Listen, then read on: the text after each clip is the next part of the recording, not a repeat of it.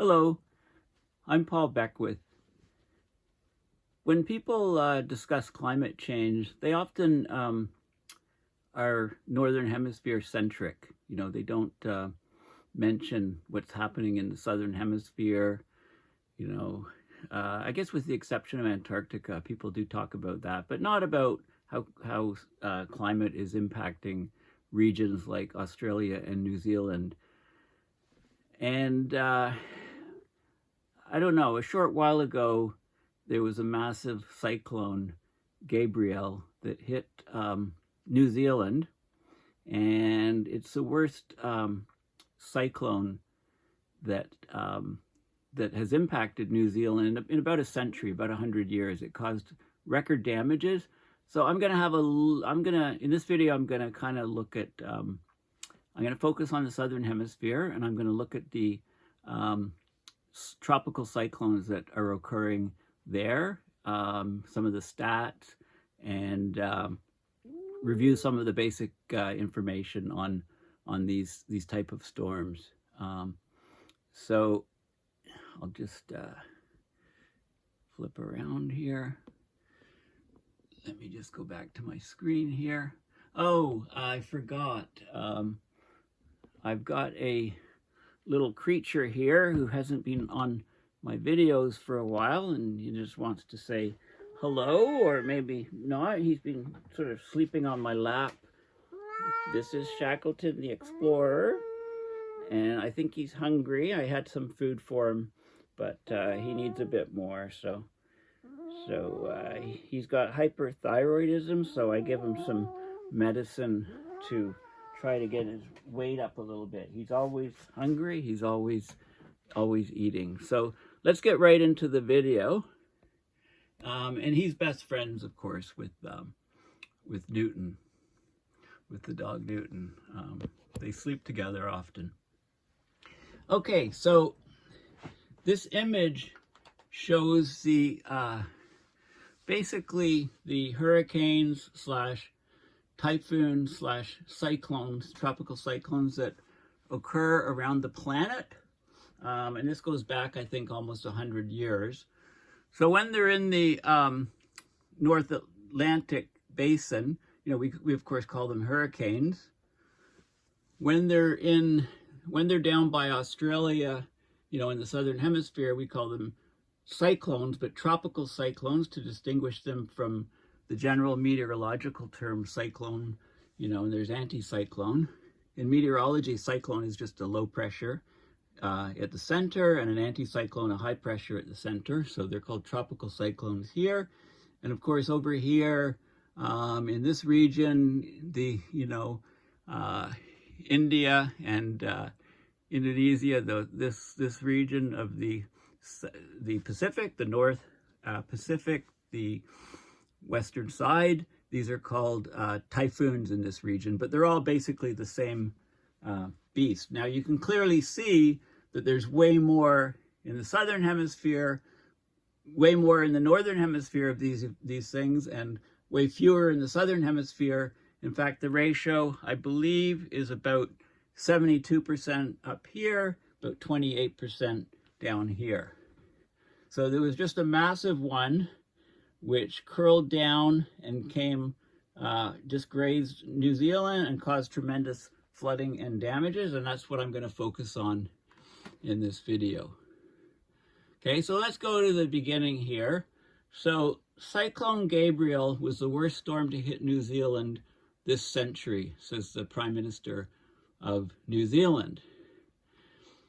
They declared a national state of emergency. Thousands of people were displaced as the storm devastated large parts of the North Island. And the minister says, this is climate change. We got such a big storm because it's being turbocharged by climate change. Okay, so there was tremendous damage. As you can see here, you know, trees knocked over, bridges, you know, pretty much washed out or overtopped. So this was about 3 weeks ago or so. So there were floods trapping people on the rooftops. thousands displaced, landslides destroyed homes because they'd had a lot of rainfall prior. So the ground was saturated, so there was no place for the water to go from the cyclone, so it just was on, surface water, and caused huge amounts of damage to infrastructure. So Cyclone Gabrielle is the most significant weather event that New Zealand has seen in this century. The severity and the damage that we are seeing has not been experienced in a generation, said the Prime Minister. Okay.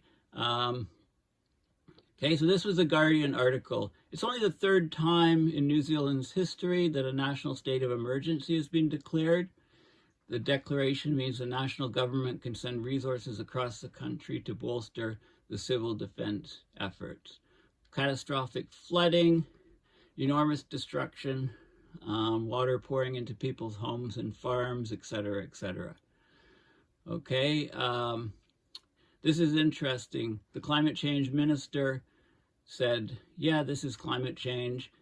He gave a furious speech to Parliament. This is the climate minister, James Shaw. He in his furious speech to Parliament, he said that the lost decades that we spent bickering and arguing about whether climate change was real or not, whether it was caused by humans or not, whether it was bad or not, whether we should do something about it or not. Okay, we cannot put our heads in the sand, and when the beach is flooding, we must act now. Well, we must act yesterday. So this is New Zealand here. This is the north section, North Island of New Zealand here, and this is where the bulk of the damage was done. Okay, landslides, typically happen, when there's topography, heavy rain on it, depending on the trees that are on the slope. If it's mostly grass and trees, not deeply rooted trees, and lots of rain saturates the soil, just creates the landslides. Okay, so this was a huge event for New Zealand, the worst in a century. Okay, so this is a list of natural disasters in New Zealand. So it covers earthquakes, flooding, health, landslides, tsunamis, volcanoes, weather, and wildfires. And it goes back to 1843. Okay, so it gives the type of event, the number of deaths, where it happened, and the magnitude if it was an earthquake. Like here, worst landslide in New Zealand history. So there's things recorded here. Okay, the Great Cyclone of 1868. Probably not too many people remember that because we weren't around. Anybody watching this? So let's go to the bottom here. This is just a wiki page. So they've updated it. So you can see here the 2023, they had a 2023. So there was a cyclone hail, which hit, dropped, okay, and dropped a lot of water on New Zealand. And then there was the flooding, okay? So since 27th of January, there was catastrophic flooding in parts of New Zealand. Auckland was the worst affected, 160.6 millimeters, which is 10 inches of rainfall across Auckland in a span of 3 hours. Caused about $1 billion worth of damage in New Zealand. And this was on the northern part of the North Island.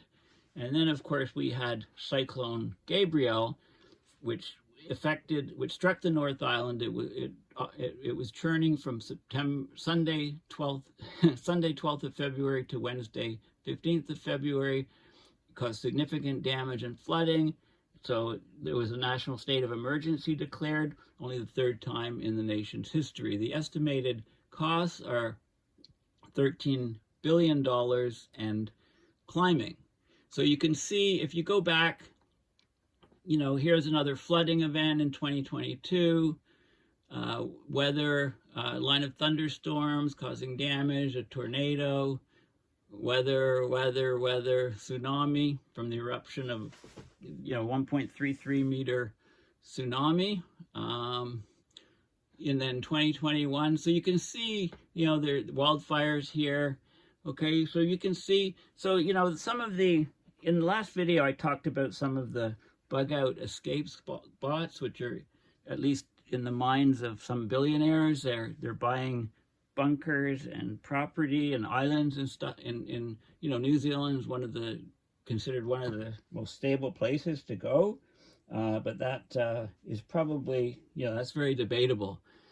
Okay, so these Gabrielle and other cyclones have greatly affected parts of New Zealand, also Australia. So this is Cyclone Gabrielle. So severe tropical cyclone. Now it's called a tropical cyclone versus a cyclone. Okay, like I said, in meteorology, cyclone is just a low pressure area with the mean sea level pressure is lower than normal. Anticyclone is higher than normal, but it's a tropical one. Okay, so we call them typically hurricanes or typhoons, depending on where you are in the world, in other places. So it devastated the North Island of New Zealand. It's the costliest tropical cyclone on record in the Southern Hemisphere, with damages estimated to be at least New Zealand 13 billion. It was also the deadliest system to hit New Zealand since Cyclone Giselle in 1968, surpassing Cyclone Bola in 1988. The fifth named storm of the 2022-2023 Australian region cyclone season, and the first severe tropical cyclone of the South Pacific cyclone season. Okay, so this is the path of the cyclone here. It started up here and it swung around this way. Now you notice that the deflection is to the left. And this is because the Coriolis force deflects things to the left in the southern hemisphere, which is opposite to the deflection to the right in the northern hemisphere. Okay, also the direction of the spinning of the winds in the cyclone in the southern hemisphere is opposite to what it is in the northern hemisphere. Okay, so this is where, so this thing was only, when it impacted New Zealand, it was basically, it was basically, I believe it was category 3 sort of winds. And it passed by the shore, like it didn't actually go right over on top of New Zealand. Basically, okay, there was low vertical wind shear. So if there's high vertical wind shear is a change, it's a change in wind speed and or direction with altitude. Okay, so in other words, as you moved up through the atmosphere, there was low shear. There was small change in the wind.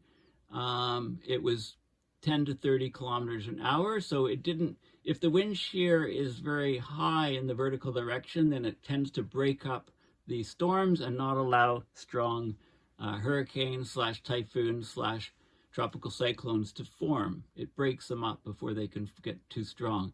The sea surface temperatures were extremely warm, 29 to 30 degrees Celsius, which is 84 to 86 Fahrenheit. Anything over 26.5, and the storm passing over the ocean gained strength. Okay, so, and it passed, okay, so it didn't even have, like I say, a direct hit. So the effects are shown here in some of the different places. In New Zealand, there was lots of rainfall, lots of power cuts, and severe flooding. An estimated 10,000 people were displaced. Many people lost power, and so on. Okay, so this breaks it down into the different regions. So, okay, so I'm not going to go into too much detail here. I want to show you the path. I want to talk a little bit about the science of it. So if you just go to Google Images and Google something like map of, should be global hurricane paths, that's how I came up with this image, which is which shows you the storms, the hurricanes, and, well, hurricanes here, they're called typhoons here, and they're called tropical cyclones here across the globe over say, the last century, something like that. Now, this map just shows you that, yes, here we call them hurricanes, about north of the equator. Here we call them typhoons, north of the equator. Here we call them cyclones, or in fact, tropical cyclones. And if you look at, if you just look at what cyclones are and anticyclones, then basically this is what we have here. The cyclone is low pressure in the center. So in the air moves in, okay, air moves in and deflects this way, deflects to the right in the northern hemisphere. So it causes the rotation to go this way. And in the anticyclone, there's a high pressure area. As it leaves, it deflects to the right. Thus we get a spinning of this direction. Now this is reverse. This is for the northern hemisphere case. In the southern hemisphere, it's the opposite, okay, because of the Coriolis force. This is a good image showing you the physiology or the anatomy of a tropical cyclone. There's a vertical, the cross-section's exaggerated in the vertical dimension, but this is the type of idea where you get these bands. You have the eye here, the eye wall is the edge, and you get this outflow here, and you get these bands. This is where the air is rising in between. Okay, the air is rising here, and then it starts condensing and it forms the clouds, and then the air is descending here. So you get all these different loops here. And this is why the cloud formation is in these bands, because the air, the air can't rise up everywhere, right? It has to rise up in some locations and fall in other locations. So the air has a lot of water vapor because the ocean's very warm. There's a lot of evaporation. That warm air rises. The water vapor in the air condenses as it reaches colder air, forms the cloud droplets and forms the clouds. So you get these bands that you see here. These are spiral rain bands. This is a cross section. This is a view from a satellite, say looking down. You can see the eye here and the eye wall here. And this shows you some of the details of the air movements. This is a close-up of the cutaway or cross section, showing you the eye here, the eye wall here, and the movement of air in this. So it's the same whether it's a tropical cyclone, a hurricane, or a typhoon. In this case, the motion is here. This is a low pressure area, of course, so air is higher pressure outside, moves in, deflects to the right in the northern hemisphere, and you get this rotation this way. If it's in the southern hemisphere, as in the case of the tropical cyclones in the southern hemisphere, this is a low pressure. The air deflects to the left. Okay, so the movement, the rotation is the opposite direction. Okay.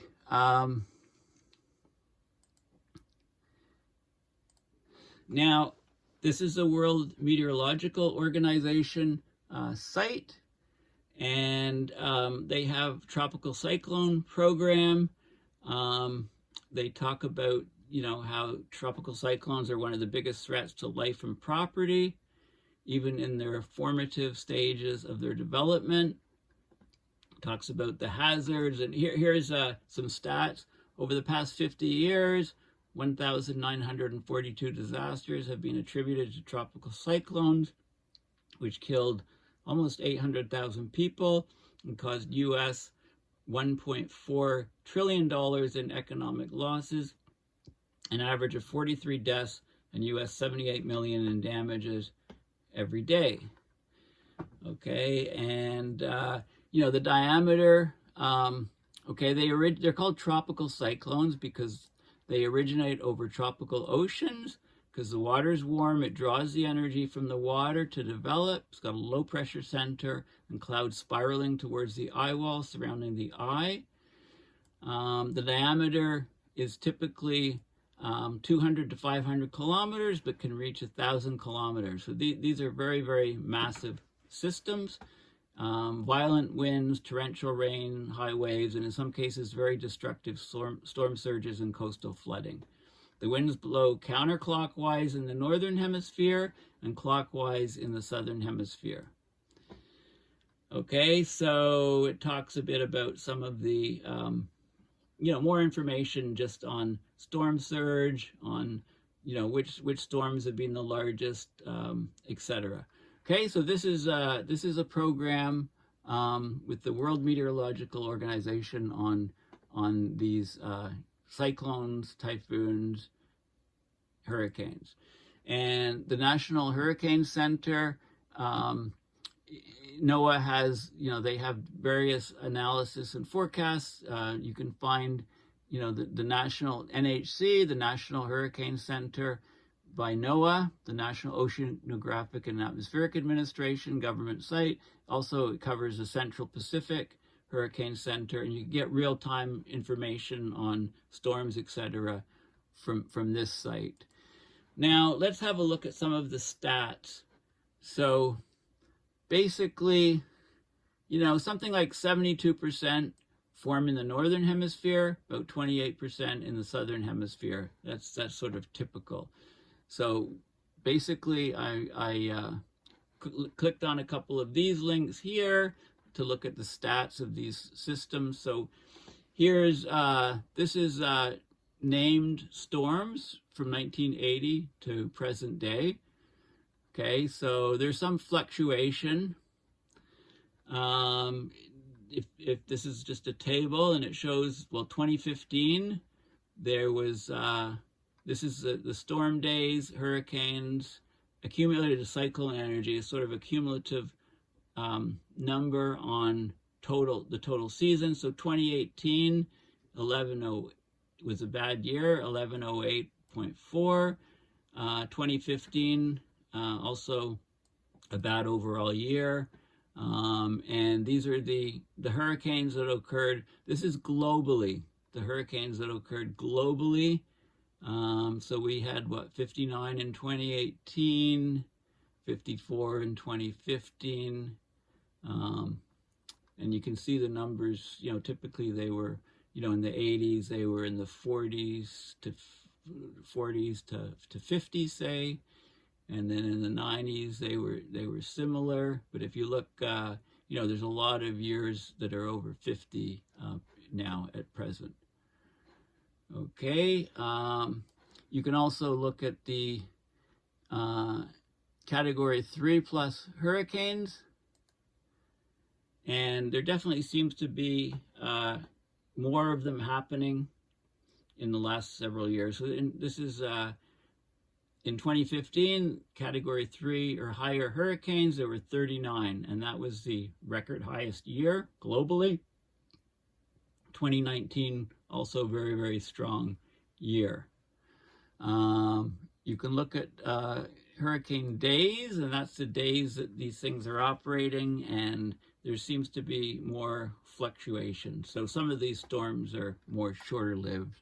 But anyway, I think this is the most significant one, because Category 3 and higher are the storms that cause the most damage.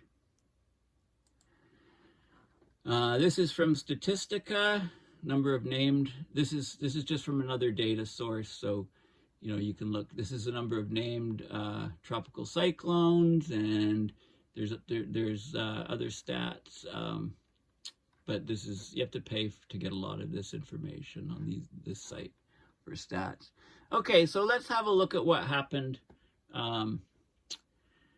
Let's basically have a look at what happened. Why is it, why did I lose my color here? Okay, well, this is wind at the surface, and this is February 4th, and why, not sure what happened. Switch to classic. Okay, Not sure why I lost that. February 5th. Okay, so, and what happened is, okay, so this is basically the origin of this guy up here. And as I cycle through,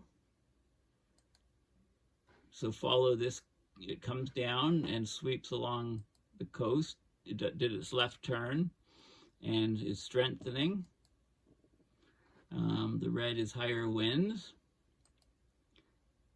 Okay, so it comes down and basically it was actually stronger in here. At sea surface temperature is highest here. As it approached New Zealand, it actually weakened a bit, but it still had tremendous impact on the North Island, even though it grazed it. So you can see that, you know, even an event like this, you know, it just, you happen, I mean, look at, these things are occurring all over the place, right? Often, you know, if they happen to hit a land area, they can cause tremendous damage, like a 1 in 100-year event. You know, fortunately, there's much less land and ocean, so most of these things that we don't even hear about are, you know, they're not even impacting land. Large cyclones, and they don't hit land, so they don't even make it nobody even knows about them except for the meteorologist. Okay, so I'm going through here, what is 3 hours at a time.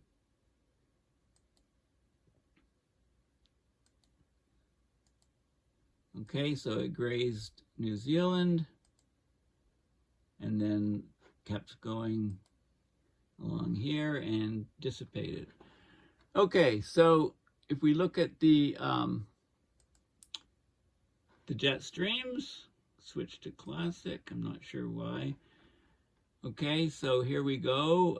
So you can follow the path and we can repeat the same thing here. So we started about February 5th, and you can see you can't tell too much here. There wasn't a huge amount of change. I mean, there was a lot of the jet stream behavior, very wide. You know, Australia's here, New Zealand's down here. So the high level jet stream was just running, carrying the storm right over New Zealand, basically, or helping push it, direct it in that location from the wave motion here. Okay, and then if we look at here we go again. Okay, so this is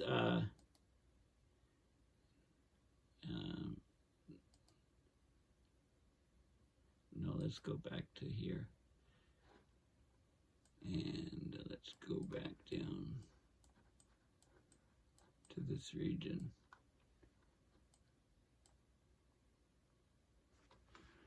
Okay, so starting again February 4th, then cycling through a day.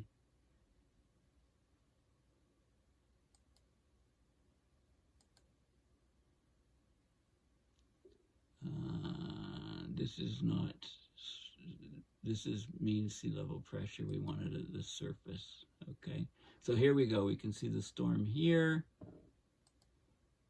And you can track this guy here. This whole area is low pressure, but you've got the storm here, even lower pressure. And then as it heads to New Zealand,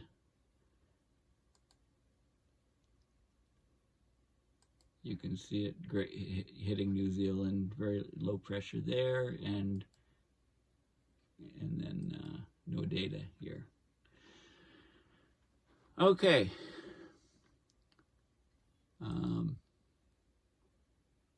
This is the sea surface temperature. Okay, peak wave period and sea surface temperature. And what you can see is, you know, you can see the water temperature in here is about 30 degrees. So all of this area where it formed and the water temperature in this whole region is about 30 degrees or so Celsius, much above the 26.5 Celsius needed to amplify these storms.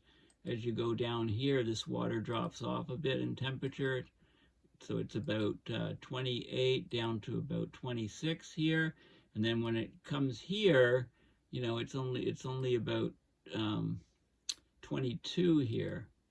Okay, so when the storm reaches this 24, 23, water off here is 21. So this really, so the storm is weakening when it comes into this region. So even though it was weakening, and even though it didn't have a direct hit on New Zealand, it grazed the northern shore, it still caused record damage, worst damage in a century. So you can see how kind of, you know, unlucky one is, or when a country is in this climate casino. You know, you've got these things churning all over the ocean. When they hit land, they caused huge damages, and we hear about them. Otherwise, we don't hear about them. This is the sea surface temperature anomaly. No data, how come? Let's go this way. No data. What's going on with my...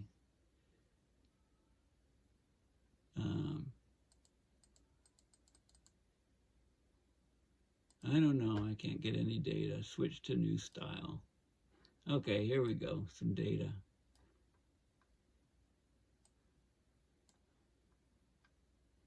Okay, so this is the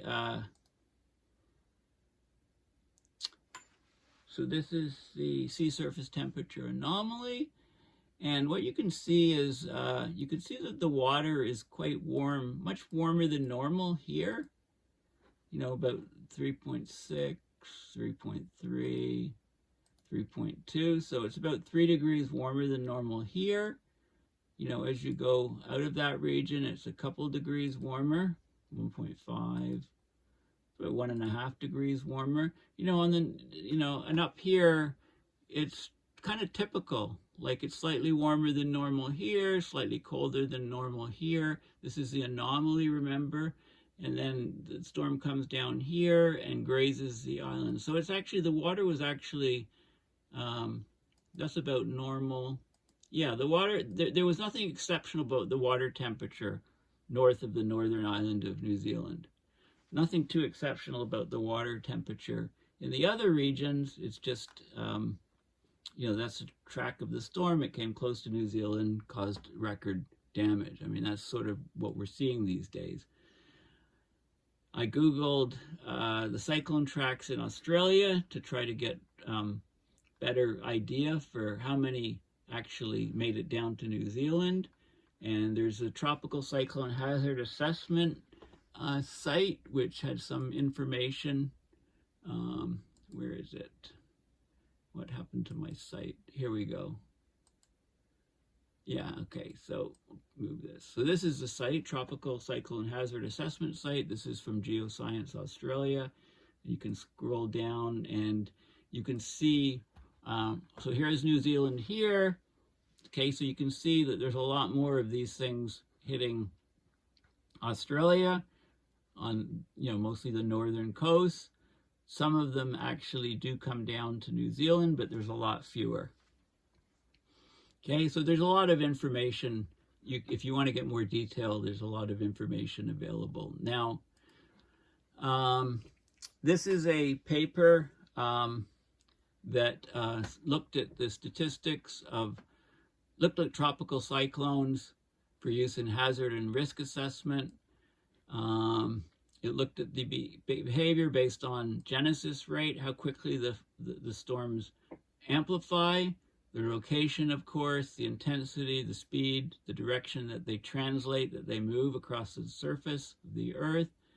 And then they basically tried to analyze the data from it in order to assess the threat to Australian communities.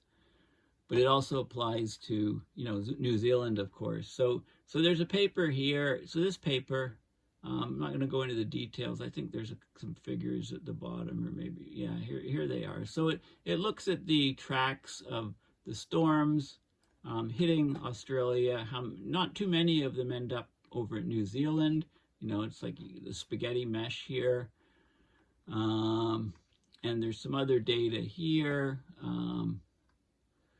Southern hemisphere, distribution of radius to maximum wind. So there's characteristics on these storms, And again, I don't want to get into too much detail here, but the data is all available for one thing is, I mean, just by searching, people can find all kinds of stuff. All I try to do is put it together sort of in the context of overall climate change and, go into the sort of the latest and greatest of the cutting edge science. So world data, cyclones in New Zealand, on average, they happen about once per year. The season depends on the summer monsoon. In the months before the summer monsoon, so May and June, and after the summer monsoon, October to November, the most severe storms occur.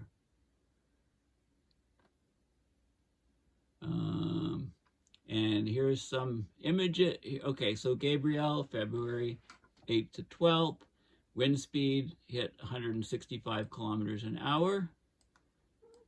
The diameter, 667 kilometers, so fairly decent sized diameter of the storm. The air pressure went down to 958 millibar. It was basically a Category 2 storm. It was Category 3 for a while, but then it was Category 2. It didn't make a direct landfall. Okay, the shortest distance to New Zealand was about 500 kilometers. Okay, so it's actually a bit surprising that there was so much damage to New Zealand from this storm. This is a 2021 storm, 2020 storm, and another 2020 storm. And none of these are the most violent cyclones since 2018, and none of them had direct landfall. This one was 694 kilometers offshore, this one was 552, and this one 246. So New Zealand's done, pretty well. They pretty much avoided, they haven't, had, it's kind of just really bad luck in the climate casino that there was so much damage from Gabrielle. Now, I went to Google Scholar. So if you go to Google and just Google Scholar, then you can get the scientific articles. So I had to look at some of them. I searched for Southern Ocean circulation, and there's a couple of papers I just want to point out. This is an interesting one. It talks about how the meridional overturning circulation in the southern hemisphere, how deepening of the Southern Ocean Gateway, many millions of years ago, it led to an abrupt onset of a deep-reaching meridional overturning circulation. So it's interesting because of continental drift, right? We had different channels opening up, and that greatly affected the flow of water. So these gateways, the shallow opening of an ocean gateway led to an abrupt onset of a deep-reaching overturning circulation. The deep-reaching overturning circulation is a consequence of standing meanders, allowing for full-depth vertical heat transport. Further deepening of the gateway leads to a weaker overturning due to a decrease in heat transport towards southern convection regions. So, a very, very interesting paper about the gateways and how currents in the southern hemisphere, ocean currents, change significantly once there was, once the continents drifted. Southern ocean warming. Okay, I had to look at some of those. I searched for some peer-reviewed papers in that, and this was a whole paper, a whole oceanography, journal article on Southern ocean warming. And I just wanted to point out that, in the abstract, that of course the Southern Ocean plays a fundamental role in global climate. With no continental barriers, right? The water can swirl completely around. There's no land to block. It distributes climate signals among the Pacific, Atlantic, and Indian Oceans through its fast-flowing, energetic, and deep-reaching dominant current, the Antarctic Circumpolar Current, or ACC for short. The Southern Ocean is a key region for connecting the surface ocean with the world's ocean's deep seas. The Southern Ocean plays a major role in global ocean heat uptake and storage. Since 2006, an estimated 60 to 90% of the global ocean heat content change associated with global warming is based in the Southern Ocean. Okay, so the majority of the heating of the oceans that, you often see how much heat is going into the oceans versus the atmosphere. Going into the oceans, it's 90, 92, 94%, something like that, of the overall heating of the Earth. And of that total, 60 to 90% of that is in the Southern Ocean. But the warming of the water is very inhomogeneous. So the upper, my cat is wreaking havoc. So the upper 1,000 meters of the Southern Ocean, within and north of the ACC, the Antarctic Circumpolar Current, that water is warming rapidly at a rate of 0.1 to 0.2 degrees Celsius per decade. And because of the high heat capacity of water, that's a huge amount of energy going into heating. That represents huge heating. The surface subpolar seas south of this region are not warming or slightly cooling, but the abyssal waters, the very, very deep waters, are warming at a substantial rate of about 0.05 degrees Celsius per decade due to the formation of bottom waters on the Antarctic continental shelves. Okay, so it's basically, it's very important for the overall climate system picture to look at what's happening and understand what's happening in the Southern Ocean. So this is another paper that I found quickly. This is just published, I believe, and it's about the overturning flows, the interocean exchanges, and the ocean warming in the South Atlantic. Okay, so it focuses on the South Atlantic. And here we see, this is a good passage here. I'll just read this. Solar radiation delivers a surplus of heat in the tropics relative to the poles. Okay, that's obvious. The ocean plays a key role in distributing heat around the Earth to offset this energy imbalance. In the ocean, this energy redistribution is largely accomplished through the global overturning circulation.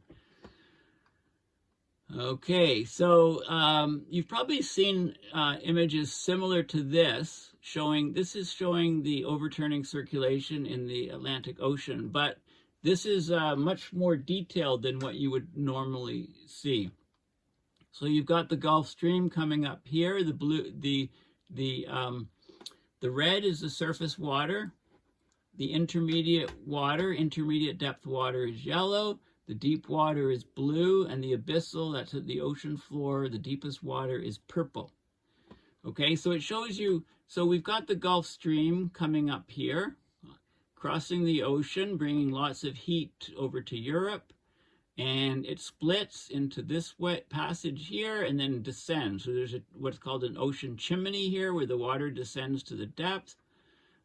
Because as it moves north, it cools down, and it goes right here and also descends here. So there's a chimney here and a chimney there, and this is the intermediate water, the blue, the intermediate water is the yellow, right? Intermediate is the yellow. So this is intermediate water, very small regions where it's descending, and then the deep water is the blue. And then there's some loops and things like that, like it branches here, it loops around here, comes down, and to the southern hemisphere. There's lots of things going on here. Okay, so this is the most complex image I've seen of all of these currents, and I'll have to study this a bit more because we only see sort of the basic one. So it's a good paper. I might have to do a separate video on it. This shows pressure, and this shows the different water properties in the subtropical South Atlantic. We've got the North American deep water, the Antarctica intermediate water, Southern Atlantic, they're all defined. Southern Atlantic central water, central depths. Okay, so all of these things are defined, dissolved oxygen, temperature trends, and so on. So I'm not going to go into all of the details of this either. It's just, many of these papers are available and they're not behind paywalls. And then this is another interesting paper, since we're moving from a La Nina to an El Nino state, sort of mid-year. The warming of the Southern Ocean can be linked to the variability of the ENSO. Okay, so basically, the bottom line, okay, so the Southern Ocean is a primary heat sink. It buffers atmospheric warming, right, because it takes up most of the heat. It's warmed substantially, accounting for an outsized portion of global warming-induced excess heat in the climate system. Its projected warming is highly uncertain and varies substantially across climate models. So basically, the Southern Ocean warming during the 21st century is linked to the change in amplitude of the El Nino Southern Oscillation, ENSO. So if there's a large increase in ENSO amplitude in the El Nino, so if the El Nino is strong, the Southern Ocean warms more slowly, and and if the El Nino is weak, then there's more warming in the Southern Ocean. So there's an asymmetry in amplitude and teleconnection between El Nino and La Nina, producing different temperature anomalies in the Southern Ocean. So the Southern Ocean heat take depends on the ENSOs. In fact, the ENSO variation accounts for about 50% of the variation in the Southern Ocean warming. So this is an interesting paper, again, which is maybe worth looking at in great detail. So once again, thank you for listening. Please consider going to my website, paulbeckwith.net, and donating to my PayPal account to support my research and videos as I connect the dots on abrupt climate system change. So, bye for now.